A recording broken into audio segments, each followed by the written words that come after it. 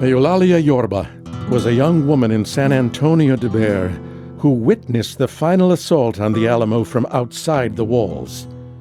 She experienced the aftermath firsthand while tending to Mexican soldiers wounded in the battle. What she saw was so horrific that she could still recall the scene in vivid detail 60 years later. The following quotes are from an April 1896 San Antonio newspaper interview when she was well past 90 years old. I well remember when Santa Anna and his 2,000 soldiers on horses and with shining muskets and bayonets marched into the little pueblo of San Antonio.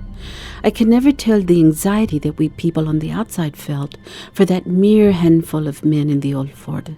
When we saw around hostile troops as far as we can see, and not a particle of help for Texans, for whom we few residents of the town had previously formed a liking. The shooting began at 6 a.m. It seemed as if there were myriads of soldiers and guns about the stone building. There was volley after volley fired into the barrel and bolted windows. Occasionally we heard muffled volleys and saw puffs of smoke from within the Alamo. And when we saw 2 Mexican soldiers fall in the roadway or stagger back, we knew the Texans were fighting as best as they could for their lives. It seemed as if 10,000 guns were shot off indiscriminately as firecrackers snap when whole bundles of them are set off at one time. The smoke grew thick and heavy, and we could not see clearly down at the Alamo, while the din of musketry, screams of crazy, exultant Mexicans increased every moment. I have never heard human beings scream so fiercely and powerfully as the Mexican soldiers that day.